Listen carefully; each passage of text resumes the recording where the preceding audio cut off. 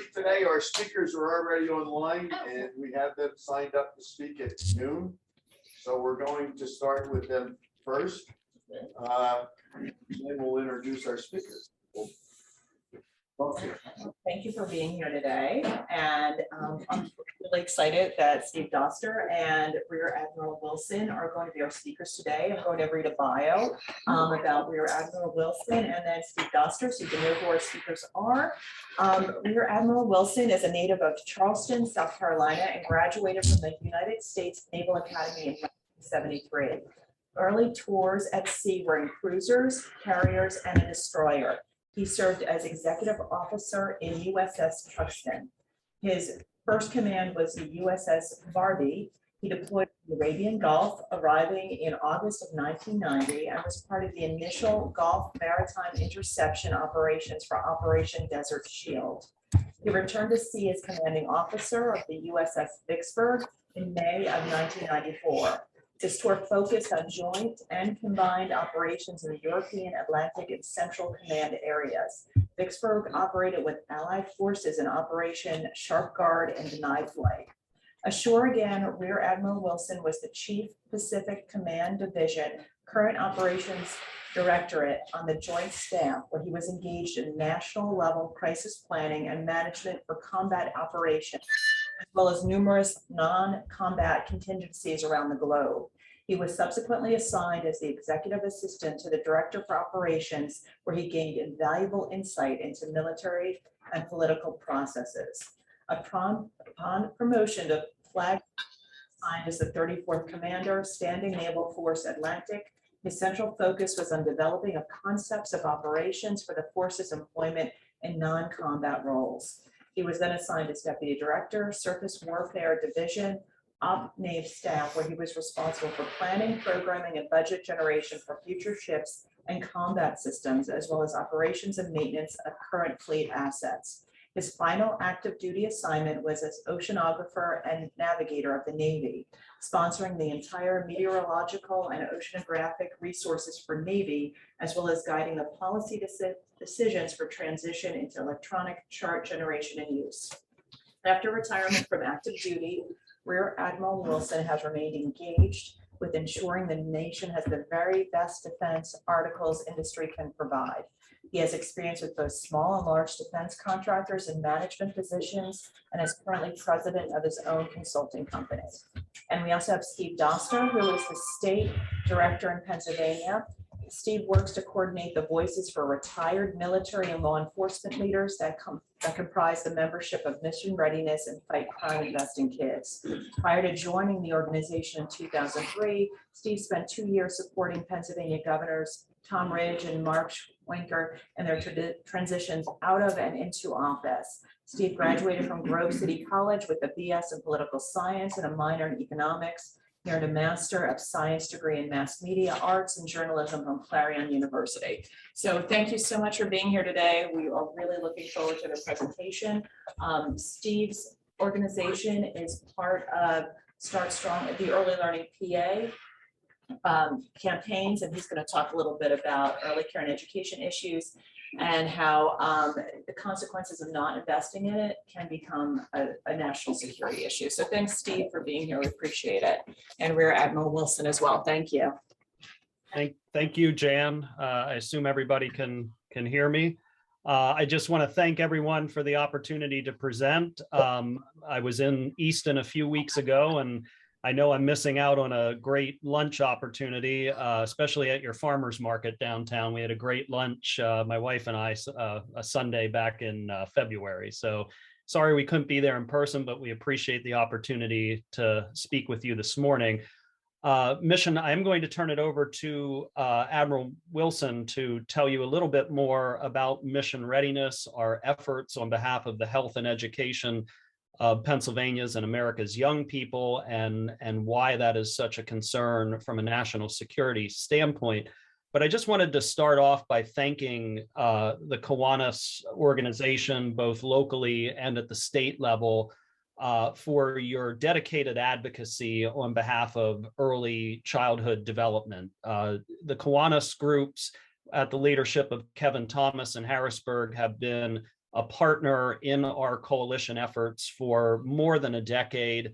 And you bring to the table, both at the state level, but particularly at the community level, a strong advocacy voice and recognizable brand that means a lot to our advocacy efforts before state and federal lawmakers. So I just want to thank you for that and encourage you all to keep up that great work. Your community level actions, both advocacy, but also your service projects on the ground that really serve as wraparound efforts to augment our early care and education system are invaluable. So I appreciate all that you do and hope that you'll all keep it up. So with that, I will turn it over to Admiral Wilson to tell you a bit more about mission readiness, and then I'll come back online and give you an update of where things stand both in Harrisburg and Washington, DC, as it relates to early care and education priorities. So, sir, I'll turn it to you. Great. Thank you very much, Steve. Good morning, ladies and gentlemen, or good afternoon, I should say. Thank you very much for allowing us to speak to you briefly here this afternoon.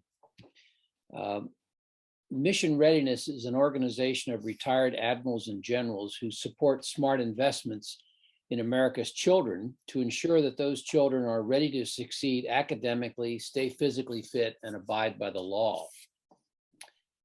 That way they can enter the workforce with many options, including a career in the military if they so choose.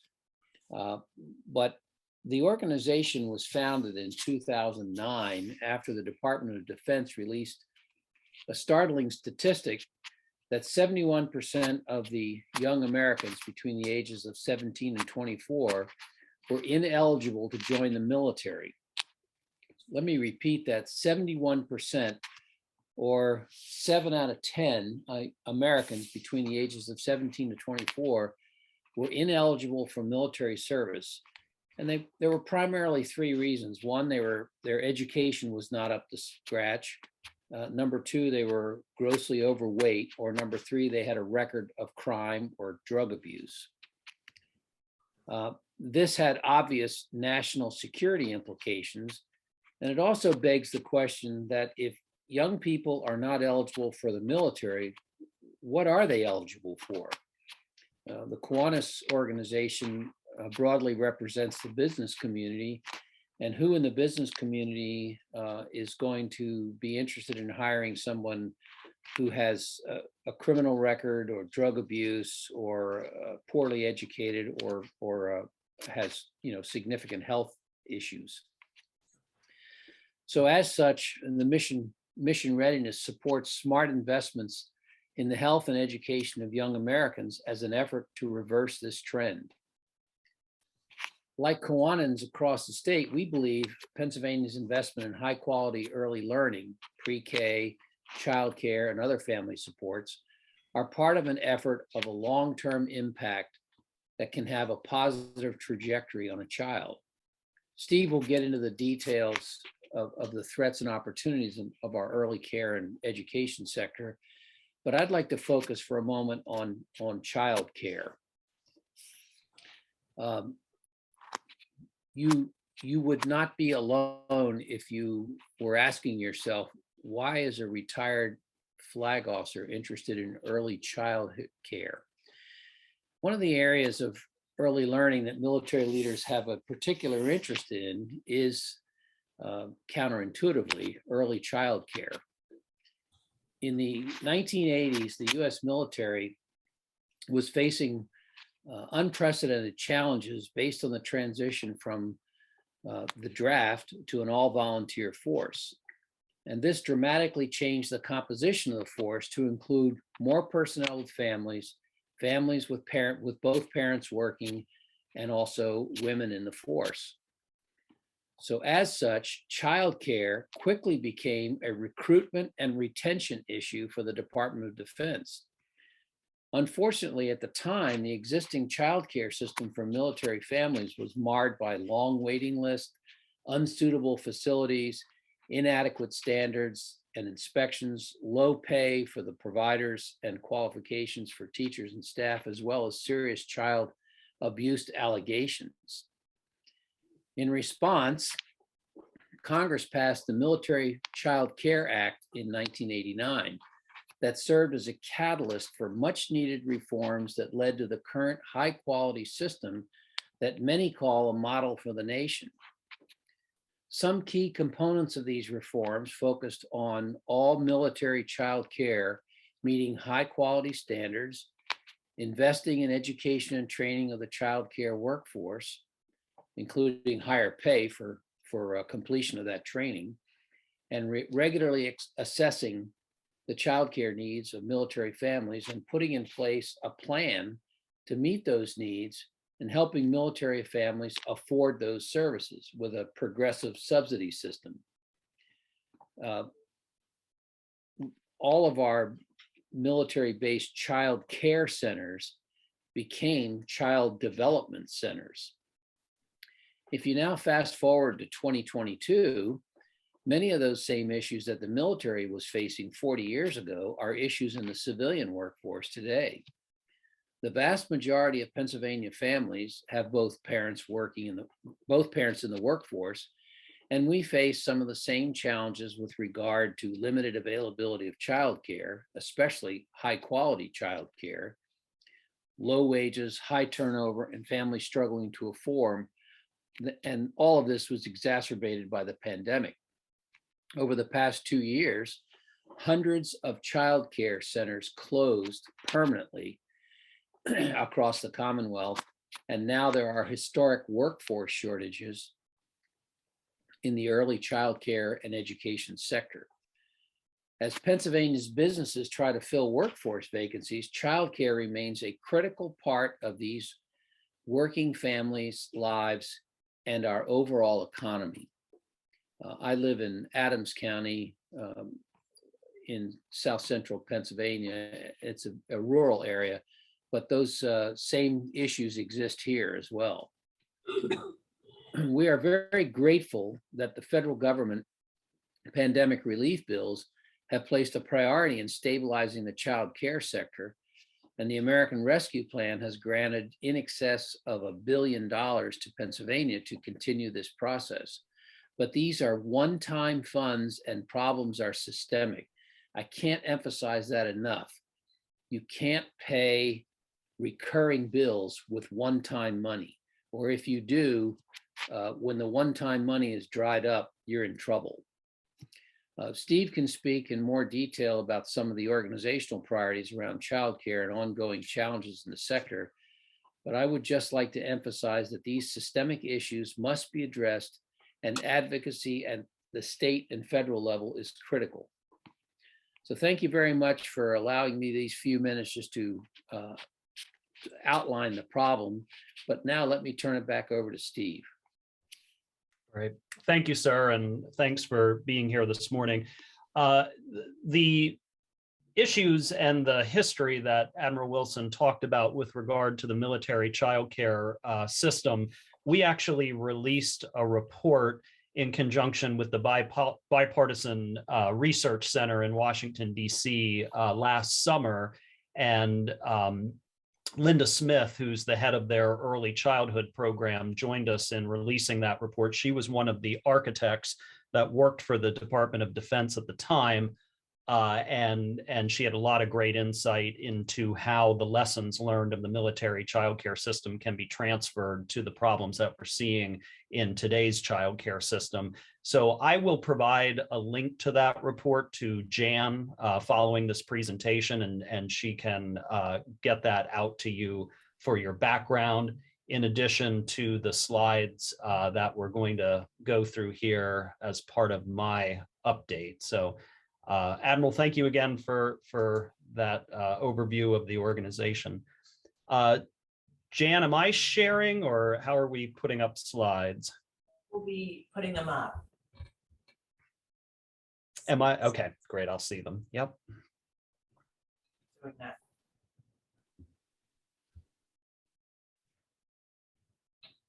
Take this to full screen. You need to go to slideshow. Yep. There we go. Here.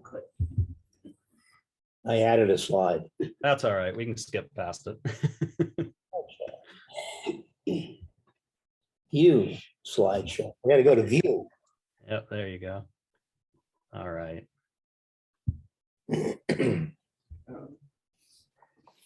All right. So like Jan, can we progress to the next slide, please?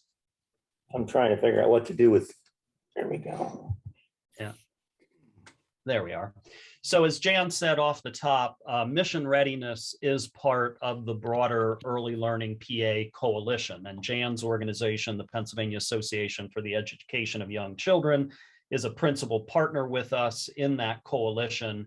And we operate 4 recognizable, or we hope recognizable, advocacy campaigns that you see there listed below that really deal with a comprehensive early care and education programs, everything from maternal health to pre-K.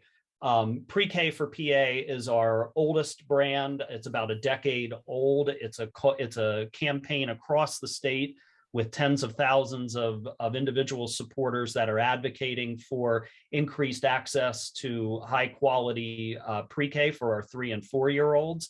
I was actually just on a Zoom session with our First Lady, Mrs. Wolf, prior to this one, where we were talking about some of the issues facing pre-K providers and the fact that even with remarkable investments over the past decade, pre-K has been one of the fastest growing line items. There are still roughly 100,000 young people in Pennsylvania who are eligible for pre-K counts and Head Start that don't have access to it.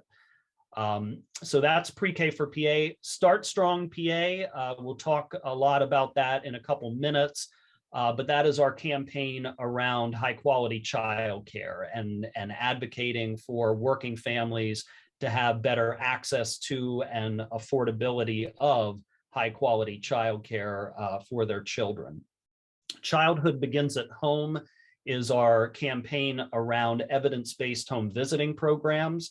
And these are programs like Nurse Family Partnership, Parents as Teachers, Early Head Start. These are services that help targeted families with parenting education, nutrition education. In some models, they even help parents go back and obtain their GED and gainful employment, all to build that functioning family structure that is so vital to children's positive upbringing. And then our newest campaign is Thriving PA, which really deals with child and maternal health, which includes access to health insurance, nutrition supports, and lead screening and abatement. Pennsylvania, with our aging housing stock, has some of the highest levels of lead poisoning in the country. So we're addressing that issue under the Thriving PA brand. But all of those brands come together around a comprehensive Birth to 5 agenda that in partnership with Jan and other organizations across the state, we are advocating in Harrisburg. So next slide, please. Okay. There we go. So this morning, I wanted to just sort of go through what's happening in DC and Harrisburg by way of our budgets. I'm not going to spend a whole lot of time on the federal update because we don't largely pass the federal budget anymore, but we can update you there nonetheless. And then I want to get into a little bit specifically around childcare and what we're doing on that front on the childcare crisis, and give you some resources on the back end to help with localized advocacy if that's something you're looking to do. So next slide, please. That's fine. You can stay right there. That's great. So back in March last month, Congress and President Biden did come to an agreement on a spending package to fund the government through September. And we were pleased as advocates to see that there are increases in a lot of the federal line items that fund our various early care and education programs. The Child Care and Development Block Grant largely funds our subsidized child care system. So there were increases included for that, as well as Head Start and Early Head Start. I won't read you the numbers, you can see them. Preschool development grants were increased. Those are more planning type grants for states to integrate their birth to 5 systems. So that's why they're important. Next slide, please.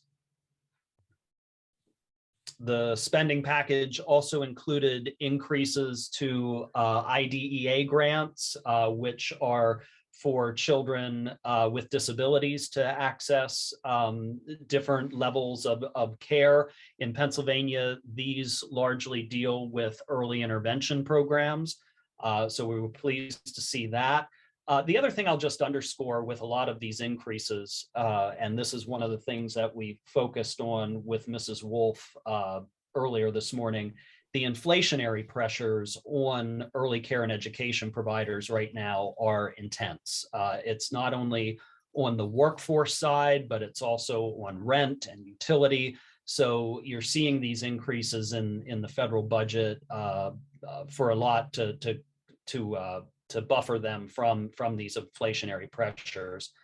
You can also see some various maternal health initiatives that were boosted as part of this 6-month spending plan. Next slide, please. So President Biden did introduce a fiscal year 23 proposal. And again, we don't really pass federal budgets anymore, but it does speak to the priorities of the administration. And we're very happy to see the administration recognize the importance of our early care and education line items. Again, Child Care and Development Block Grant received by state standards, a very large increase there of $1.3 billion.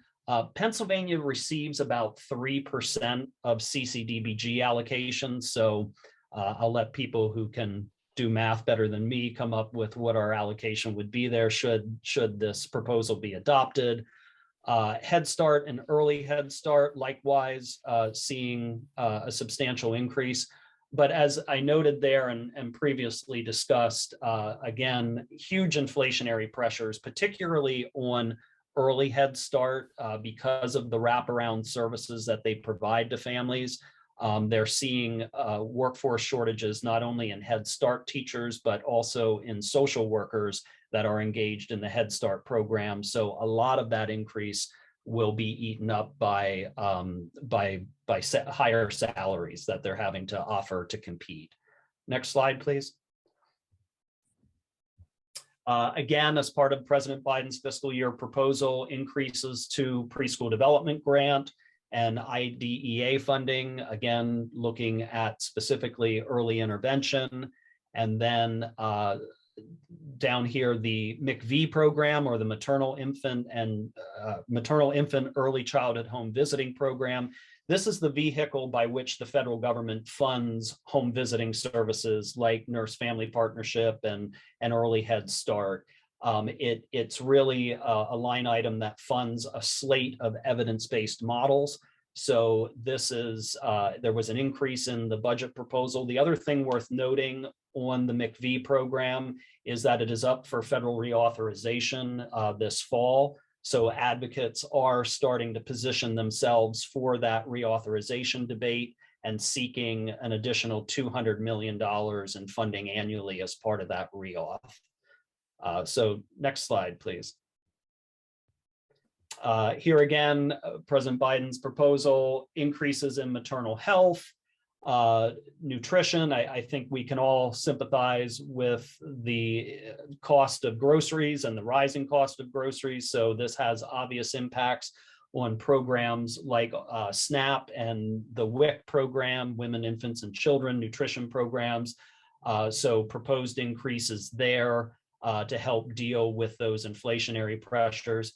And then we were very pleased on the lead side, the lead abatement side, recognition or resources for local governments to continue to deal with lead-based paint exposure, children's exposure in homes. It's principally around deteriorating paint and lead dust. So resources there for local governments to continue to deal with that, as well as children living in public housing. And then, of course, ever since the tragic events in Flint, Michigan, continued emphasis on improving our infrastructure around water distribution and lead poisoning associated with that. Next slide, please.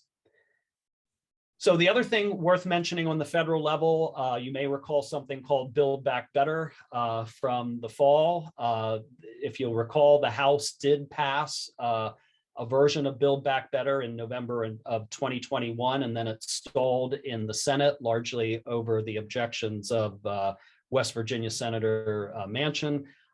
So where do things stand on that? I mean, Build Back Better as a total package is dead in Washington, but there's still a chance of them breaking apart components of that package that they did feel there was bipartisan support on, and they may run them as individual bills, or they may cobble them together in a new sort of omnibus package. We're hearing different rumors. Some say that there could be movement by Memorial Day to raise a package or an individual bill around early care and education. We were excited as advocates because they did propose a $400 billion investment in childcare and early learning over 6 years, which would have provided states like Pennsylvania with a lot of resources to expand pre-K and childcare programs to our target population. So we are keeping an eye on that, and as it develops, we will certainly keep everyone posted. Next slide, please. The other thing that's in play is the House and Senate Democrats have been pushing for a reconciliation process. That is a process by which Congress can consider appropriations through a simple majority vote.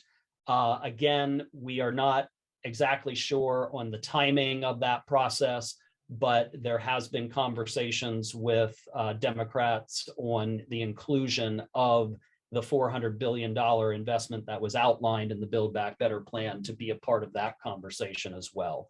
So a lot of moving parts in DC. All I can say is stay tuned there for future developments.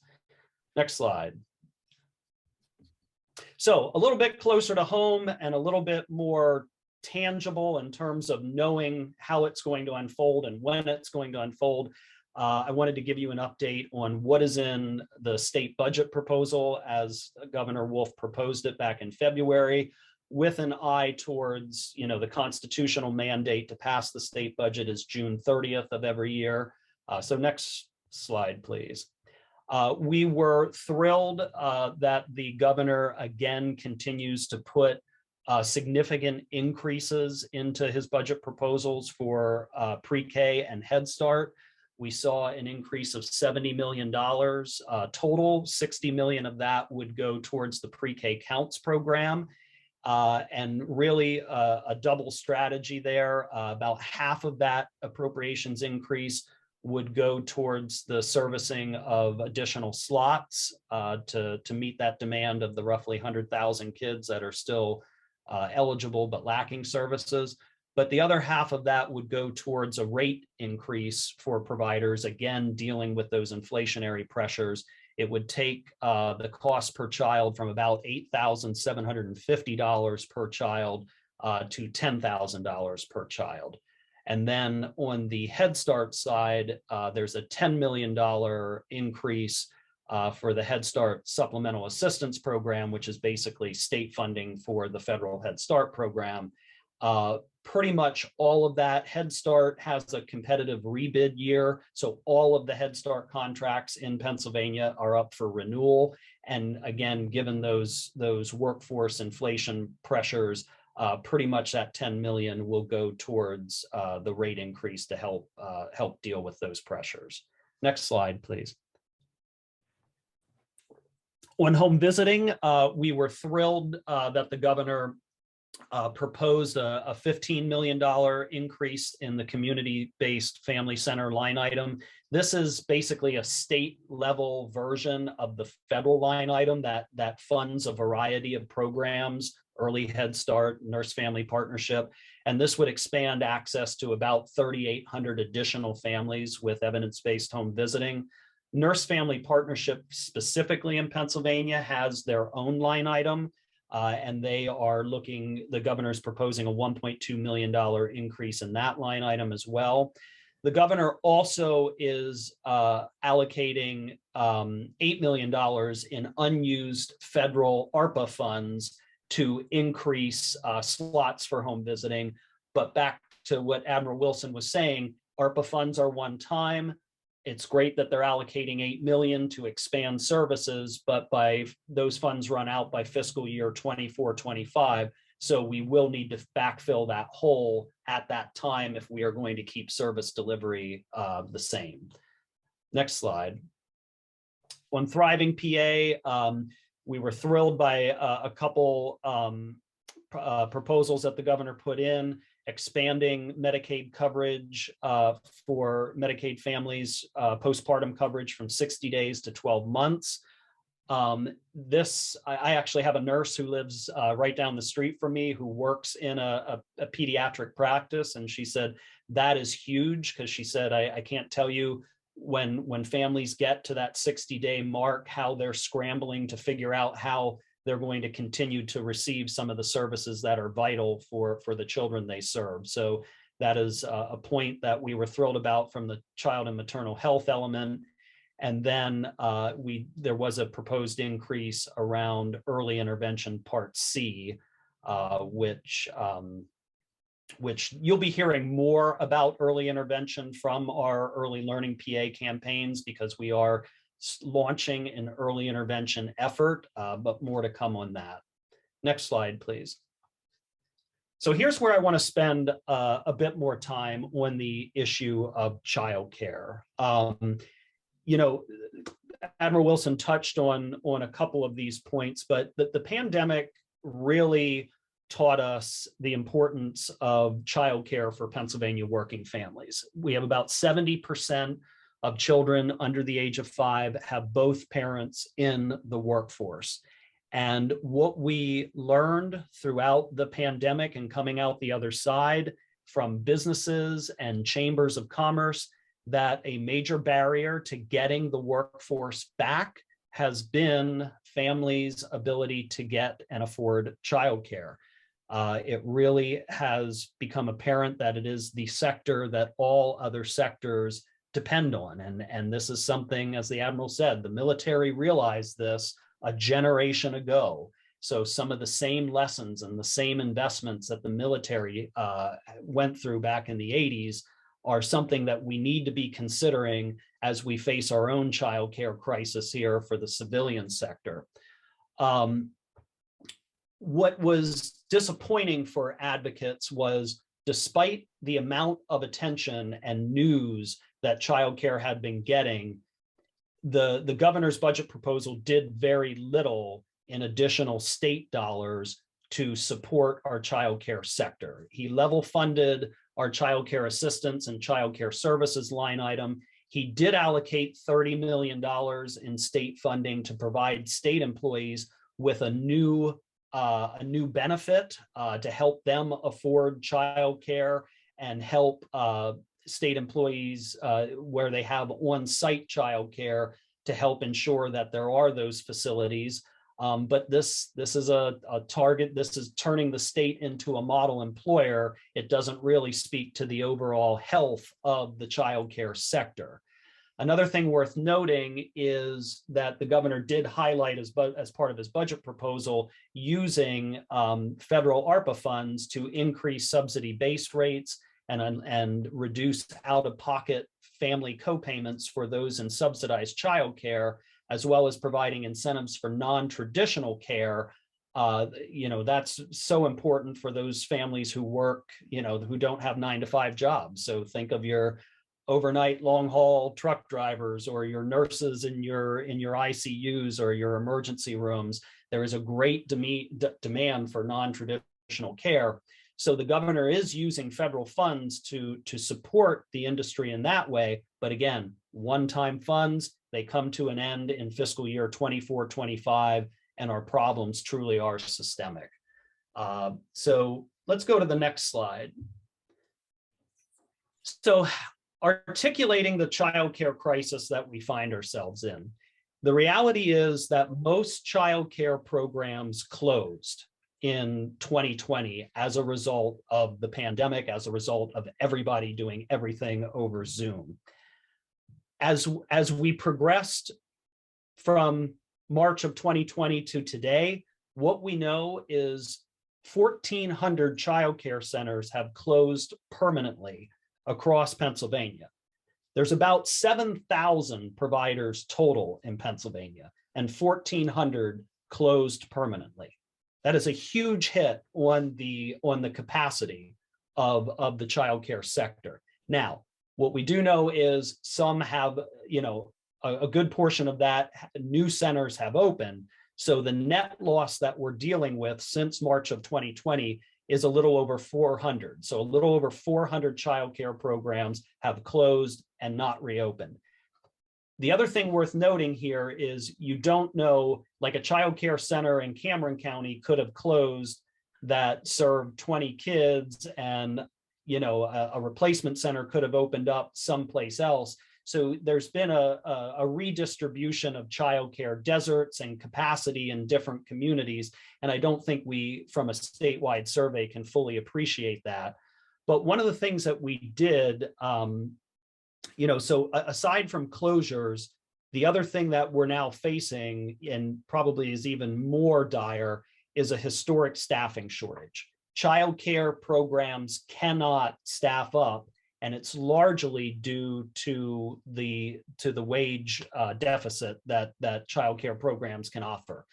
Childcare workers earn on average about $11 per hour, and when you're putting that salary up against the 15 an hour that you can earn at Sheets, or the 20 an hour that you can earn at Amazon, you can see how childcare providers are on the losing end of that equation. So what we did through Start Strong PA last month was a childcare survey. We had about 1,000 providers respond, and these are the results. About 90% reported having a staffing shortages, with about 7,000 open staff positions across the Commonwealth. And what did that mean? It means that 1,600 classrooms have been closed by these 1,000 childcare providers, and there is a current wait list of over 32,000 children waiting for care as a result of these closures, as a result of the low wages that the childcare sector finds itself being able to offer. Those 32,000, those are families that are looking for care. It's moms and dads that are looking to return to work that are having difficulty doing so because they just cannot find childcare. We were thrilled that our survey could be broken down into county level data, and we provided Northampton County's data there with 32 programs responding. Similar percentage in terms of staffing shortages. About 200 open staff positions, resulting in over 700 kids on waiting lists for childcare in Northampton County. So you can see the impact and the problem that we're facing with this childcare crisis. Next slide, please. As I was mentioning, inadequate compensation is fueling the crisis. $11 an hour, as I said. The other thing here that we have to keep in mind is childcare teachers have degrees and credentials that are the same as what kindergarten teachers in public schools require. So we hear it time and time again, and I was just joined on this Zoom with Mrs. Wolf by Michelle McElroy from Cuddle Zone Learning Center in Allentown. And she said so many times we bring in a new childcare worker, and she said, it's not too long before they see staff vacancies in our public schools and progress onto those positions because they offer benefits, they offer higher salaries, and she's just very stressed to keep her workers in place at the salaries that she's able to pay, largely due to the level of subsidy rate that she gets for her subsidy slots. But she's also well aware of what our working families can afford to pay for childcare. So she is very hamstrung on what she can do. And she's experiencing classroom closures right now as a result of it. So next slide, please. So what are we looking to do about it?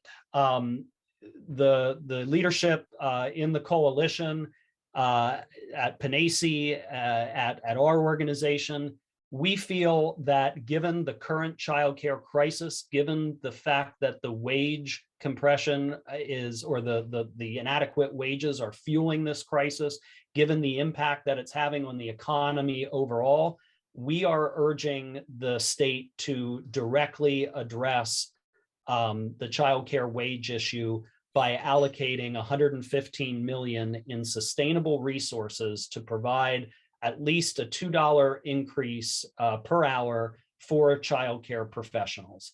That would take us on average from $11 to $13. It's still not competing with Amazon, but we do think at that price point, we can start to ease some of the pressure that childcare providers are facing with staff.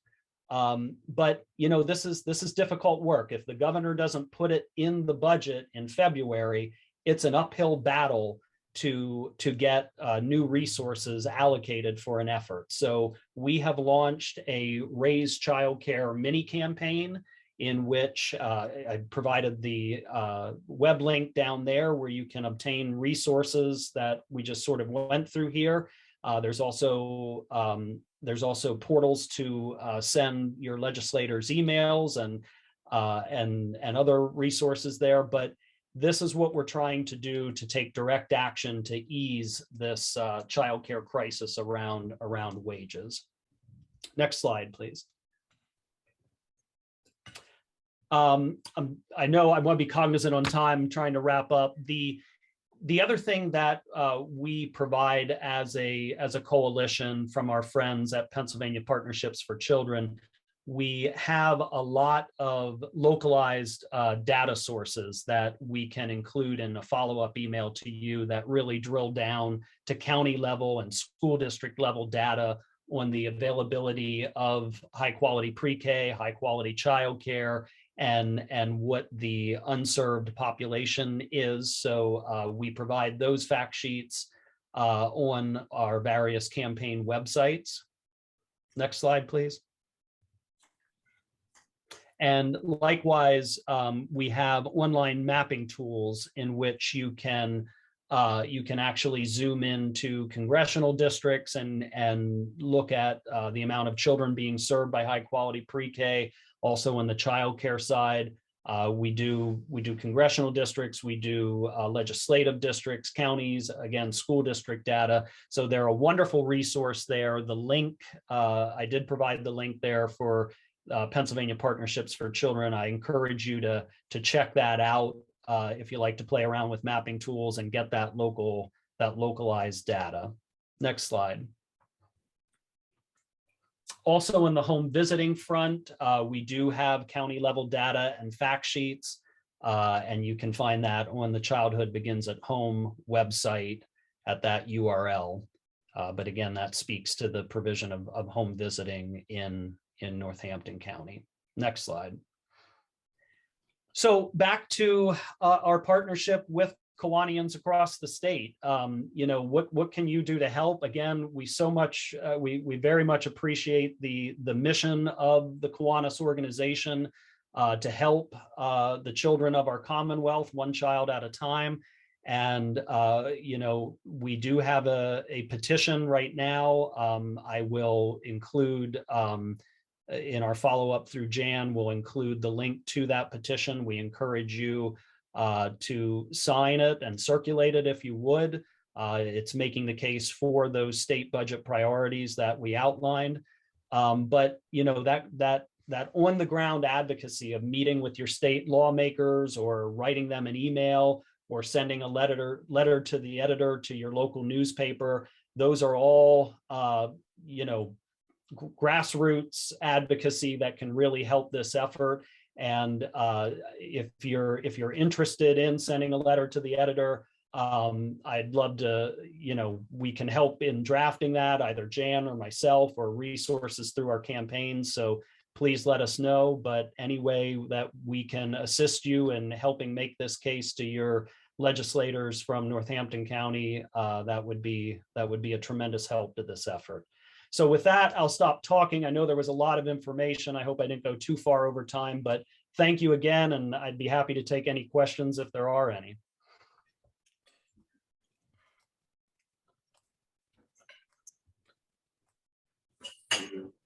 And Jan, if there's anything you want to emphasize that I didn't touch on enough, please feel free.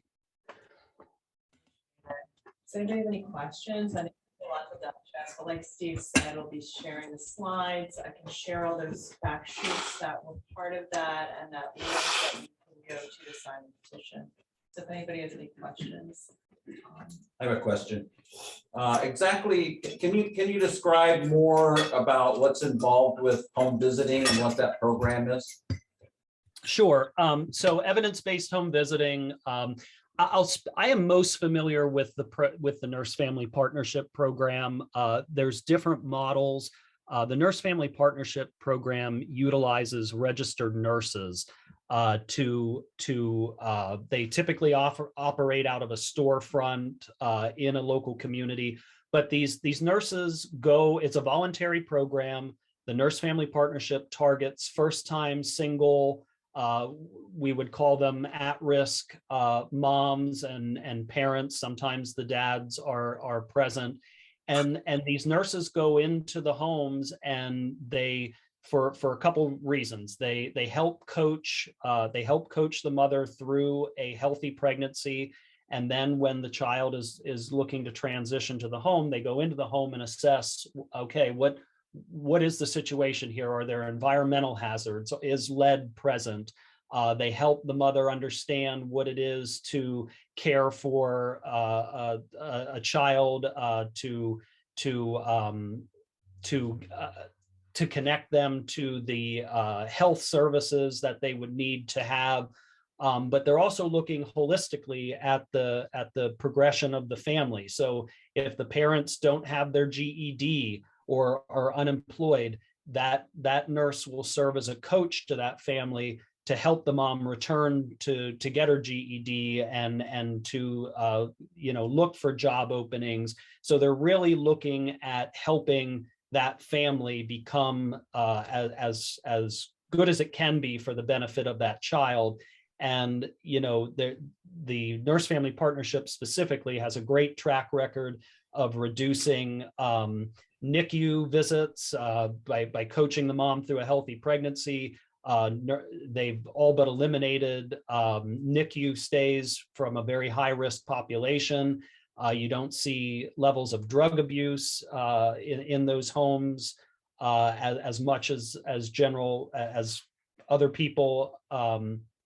And the instances of child abuse have been greatly reduced as a result of home visits. So now different models utilize different home visitors. So others will utilize social workers or things like that, but it really is looking at the functionality of the home life.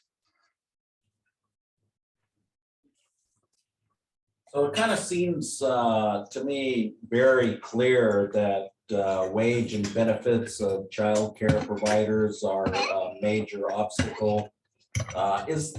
Can you identify barriers that get in the way of, why aren't we willing to take care of our children? Why aren't we willing to pay for the quality of care that would take care of our children as a society? Yeah, it's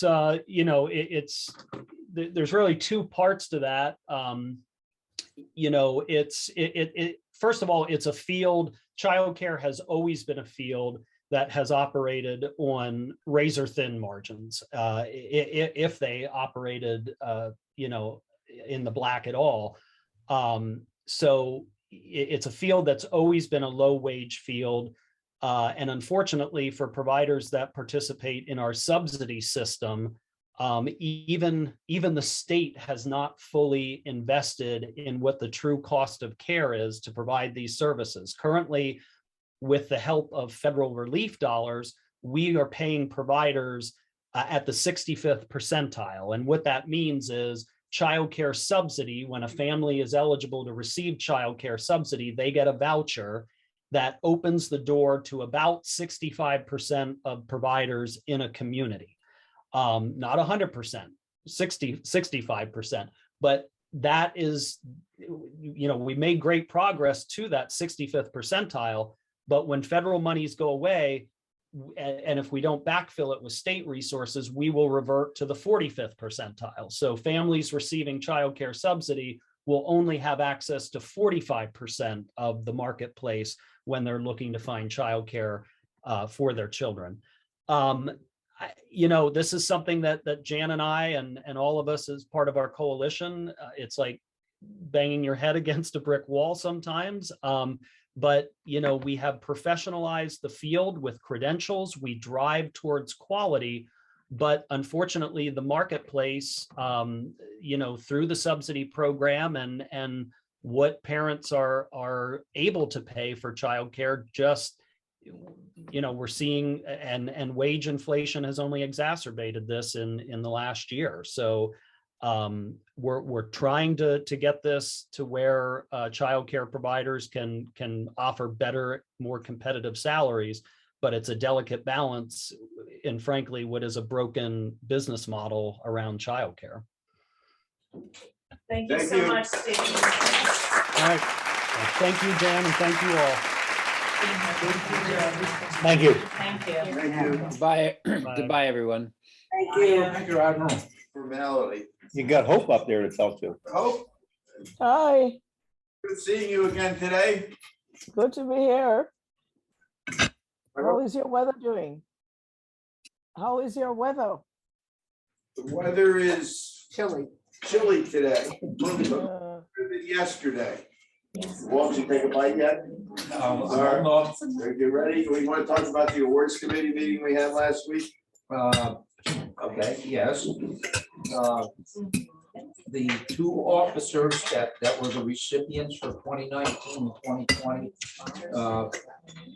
have agreed now to attend the police officer a year so that they could at least be acknowledged. We're not going to do the same for them that we'll be doing for the current police officer of the year, but they after Terry Houck contacted the chief of the Lehigh University Police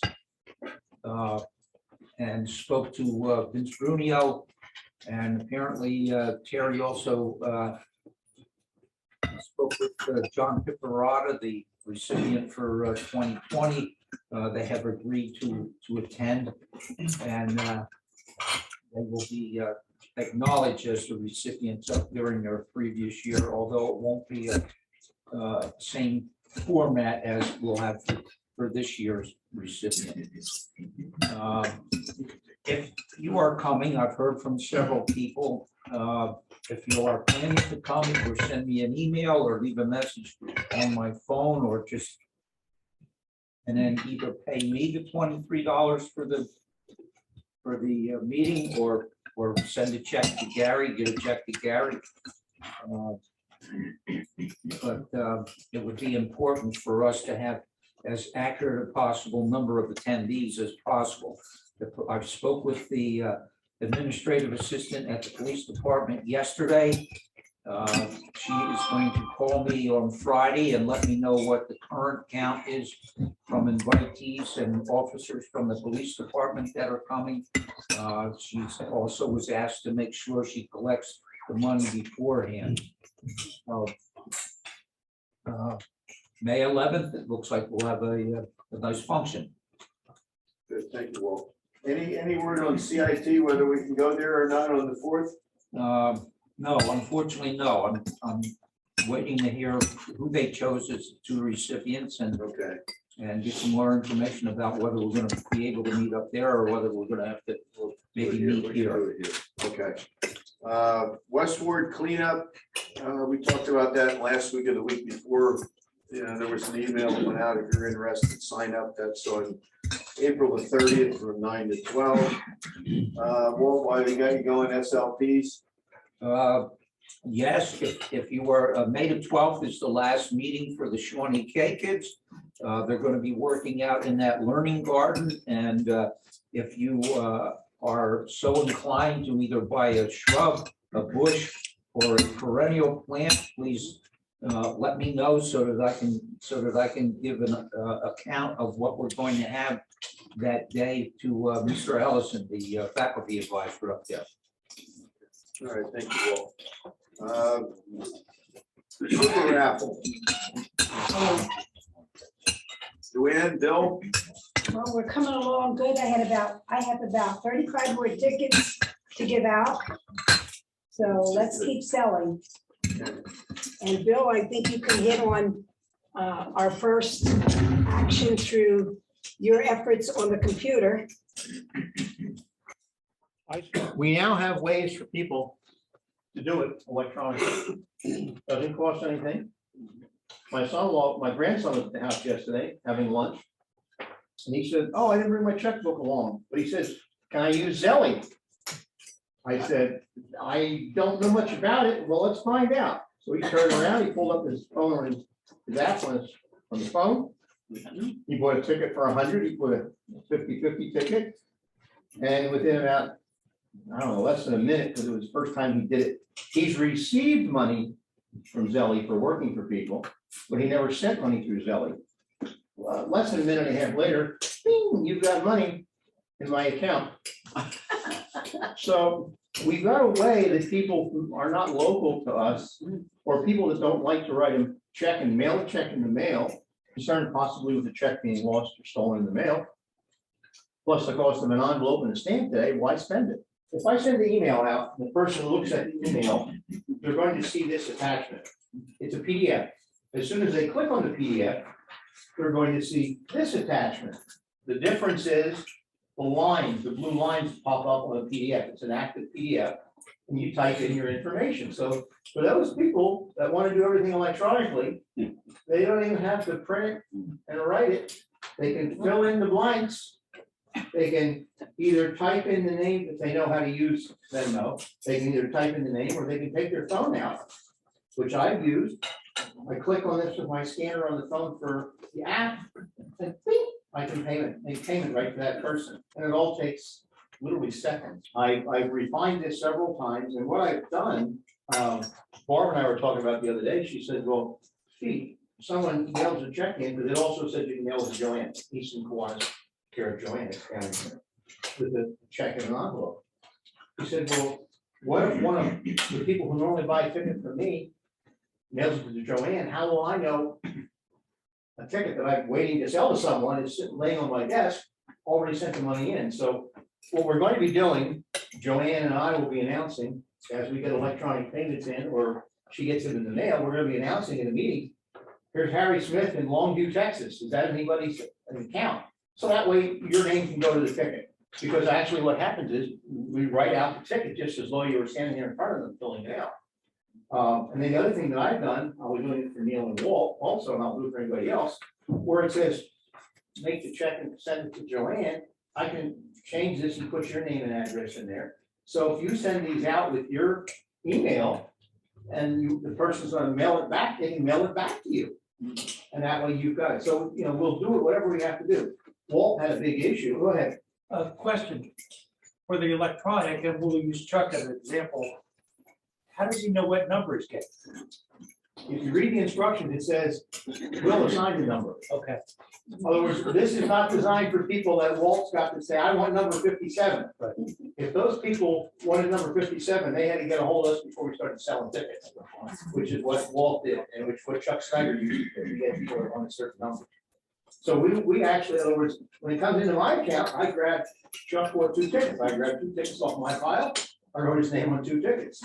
When my grandson, he picks me the tickets and he shows the ticket number. But if it comes in electronically, or if someone mails it to your house and you've got tickets, you just use one of those tickets. Walt had a concern this morning, which I think is a great concern, and I think it would be wonderful to have to happen. Well, Walt said, well, what happens if all of a sudden you get more than 200 tickets sold? That's wonderful. Isn't that wonderful? Yeah. Because we'll stop selling at 200. So it says on here, and I forgot the wording exactly where it's at. So I left my glasses over there. Basically, we're stopping the sales on June 10th, 5 days before. We want the money in so we can do all the bookkeeping. We want the money in by June 10th or when all the tickets are sold. So if May 30th, we're out of tickets, woohoo! May 15th, we're out of tickets, that's better yet. So if you want to buy the ticket, make sure you buy your tickets early. Oh, yeah. Because we ran out before. I did a test run with this through my personal email. One of them was actually mailed to Joanne. He always buys tickets and he mails to Joanne, she had to check the other day. 2 of them did it electronically, one on Saturday, one on Monday. Those are people I normally sell to. So I had tickets, but I think I fine-tuned this to the point that I'm happy with it. I'm going to be posting this on Easton Kiwanis Facebook page with the story behind it, why, and click on this. This is going to go out to the Facebook page for Easton Kiwanis. Then it'll go on to the Pennsylvania Kiwanis Facebook page. Then it'll go on to Kiwanis International Facebook page if they allow me to do it. And it's saying, I don't know what they're saying. But for those that have been around for all of our Zoom meetings, we know how many people we've got from around the country that came onto our Zoom meetings. You know, it's one way of social media is the way things happen today. And if you don't realize it, you don't understand social media.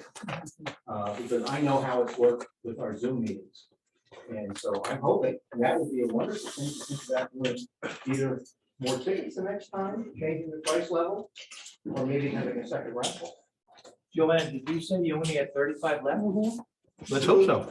Just to support what Bill said, Sue, Bill and I went to the Phillipsburg 45th, Phillipsburg Kiwanis 45th birthday party they had last night. It was a small gathering, but their president came up and mentioned that she had seen our ticket, right, on Facebook. And she's seen the serve fundraiser on Facebook. So people do look at it, and you know, it's a good way for us to sell tickets. And speaking of the fundraiser at Serve, your orders have to be in by this Saturday here at Serve to get the meal next week. Does everybody hear that? The orders have to be in by Saturday, correct, Janet? Well, yesterday we had our meeting to pick the organizations we wanted to sponsor. We had set a target of $10,000 for this year from our investments that we thought we could do, and we exceeded it actually, because we had the benefit of some donations and money that's coming in from other things. So that's another plug, I guess, to say if we sell more tickets, then obviously we have more money to give out to needy causes. I think we started out with somewhere around 20 specific organizations that we sent announcements to. We tried to think of anybody we could identify that would be ones that might be worthy of application. Of course, anybody else is welcome to apply if they heard about us. And out of those, we got 8 completed applications. So we looked at all of those yesterday. And I have to say that virtually all of them were very worthy applications. It's very hard to say, oh, gee, we can't do all of these. We'd love to do all of them. But we did come up with 3 for more major donations, and a 4th that we added at the end as a sort of, let's go a little bit farther and see if we can handle that too.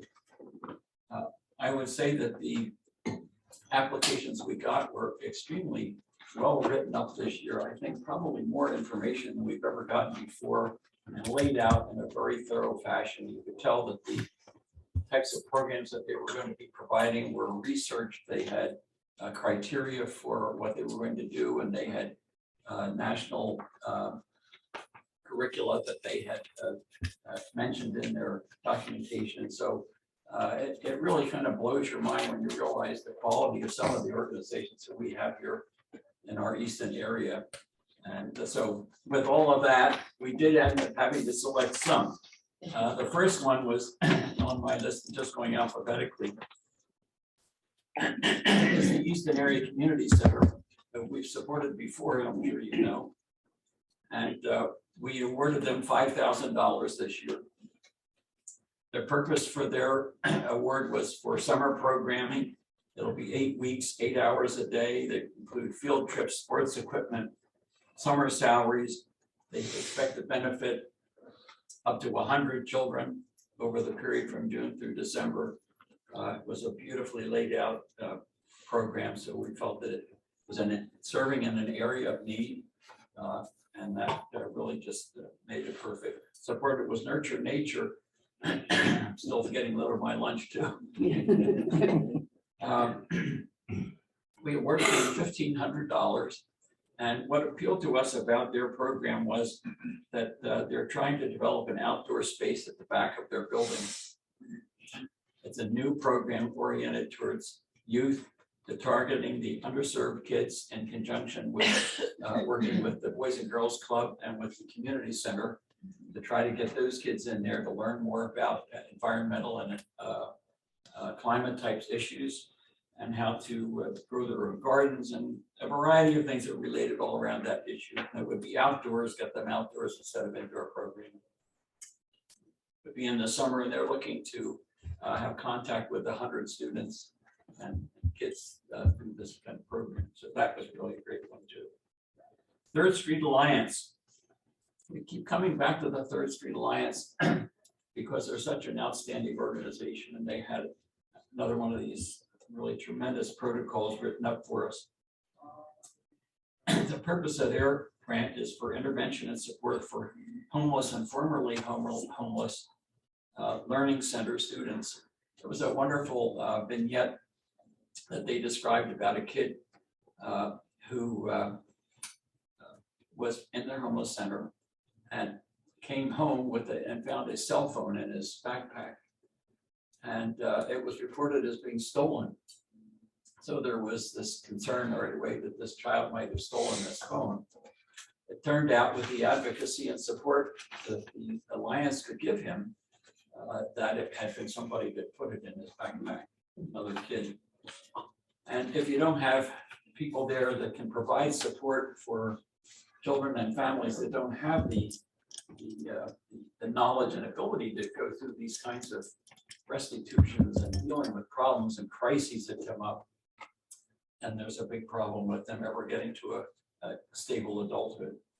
They're looking to be handling 15 to 25 kids in programs that are going to deal with these specific kinds of crises that occur in their population and their school.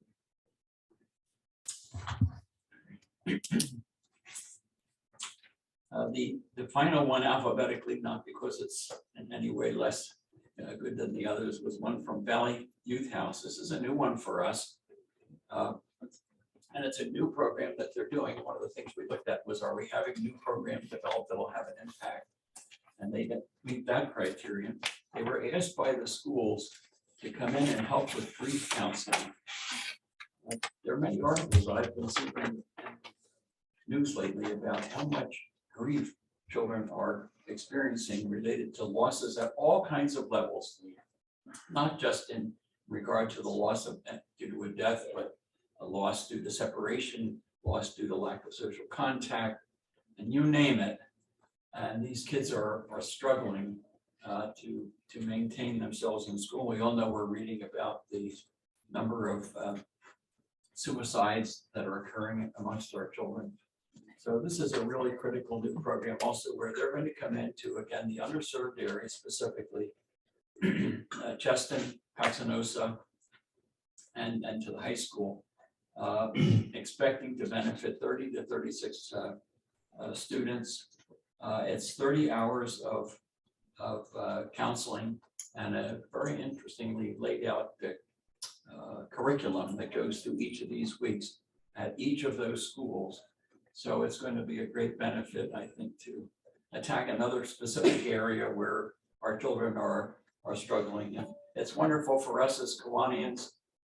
I hope all of you who couldn't be at that meeting will have a sense of pride and satisfaction that the things that you're doing to make yourselves and to make your finances available to these kinds of programs that are so important in our community.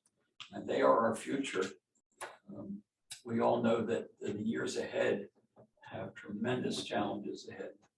And who's going to deal with those challenges? It's not going to be you and me. We're not going to be here 20 years from now, but our kids are going to be growing up and they're going to be doing the things that we have to provide for these children to grow up, be educated, and deal with the traumas and become productive. Ken, two things. Are we going to be presenting any of the checks where we can do a photo op at all? Yes. Okay. The plan was to try to fit that into one of our meetings. Well, We have all three of them here at the same time and do the. But by that time, would you do a write-up of what these awards are about? Sure. So I can work up a press release using your words. Yeah, sure. And I just got a great idea. We should take a quick vote on it and override the foundation. I think we should take $100 off each one of the grants and give them a raffle ticket. We only got 35 left, though. I don't know if we can do that. But what I will do is, since Barb has all the information, I'm going to come up with some kind of a sales letter idea and send them a copy of our order form and suggest to them that maybe they could support us, because that's one of the things that's asked for in the grant request, isn't it? Will they support our club? Or is that only in the club's request? Yeah, No, we can it's do that. ours. Yeah. Two of the grant writers are club members though, too. So Well, it works. Yeah, I think we should. Ken, you want to talk about your nominations on the table since that's coming up in May? And just as we do with the club, we have to have nominations for the foundation for the people whose terms are expiring, their three-year terms, I did. And every year we have two more things that come up. And we had a one-year vacancy last year. So this year we had three people to nominate. Roger Connors was nominated for an additional one-year term, replacing the empty two-year term.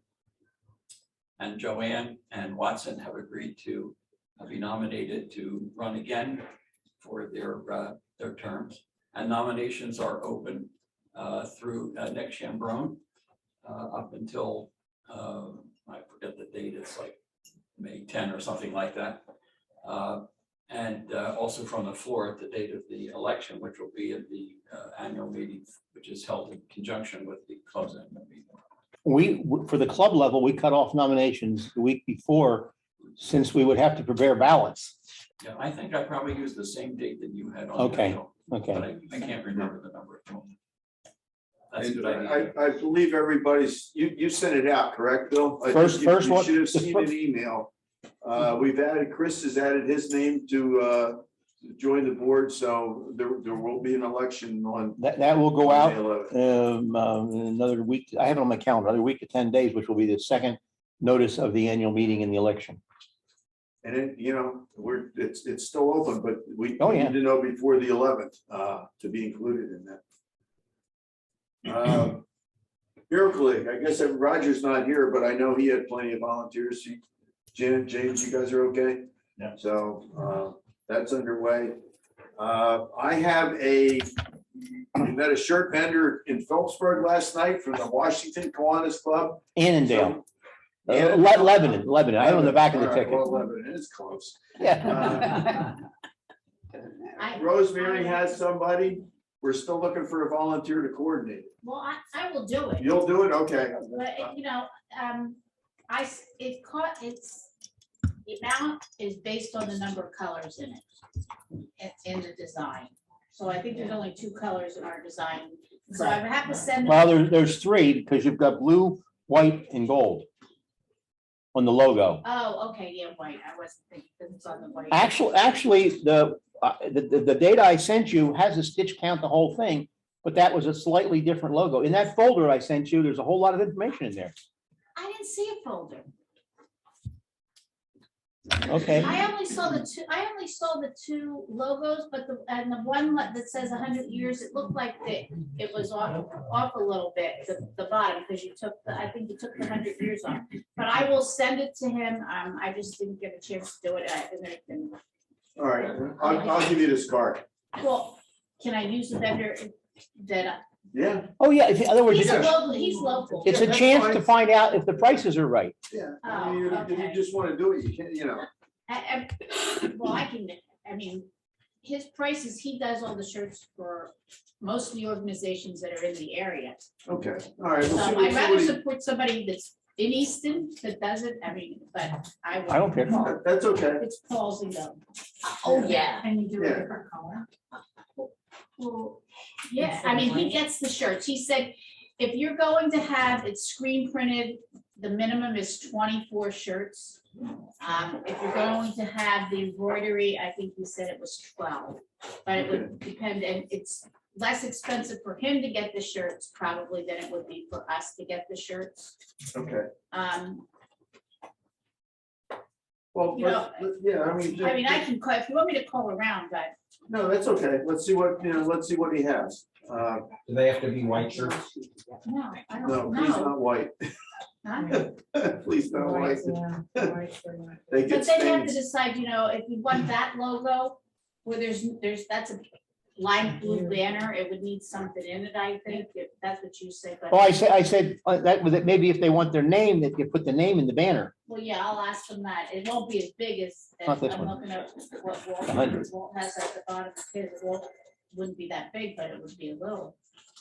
So, Well, I mean. I will double check what you were sent, and I will make sure you get the individuals, because I sent it to you in a folder. I'll make sure you, because that gives you all the information when we got these shirts. Oh, okay. All right. I did not see that, but All right. I Okay. think probably looked on my phone. Oh, yeah, you got to work with a desktop or a laptop. Yeah, well, You really can't do stuff like this. That's a matter of sitting, being able to sit down at home, All right. Well, there's no rush. I will We haven't get had shirts it for years, so hopefully by it's next another week. couple of weeks, we're okay. Yeah, I will. If we can have some to wear to the international convention. That'd be nice. Yeah, I will get some information. I'll take Okay, that. and all right, I'll- okay. No, Patrick told me. Serve. That's all I had. Terry and I talked a little bit. We've gone back to in-person meetings. We were trying to do 2 in-person, 2 hybrid, but the speakers have been so good. And there appears to be a lot of interest in meeting in person. We're going to actually continue to do that through June because of the way we have speakers. And then July, August, and September, we may back off a little bit because people traveling. July it was 4th of July week. So we'll see how that works. Sue and I are traveling for half of September, I guess. So we'll figure that out. Anything else from the floor? You can ring the bell. I Bill. can ring the bell.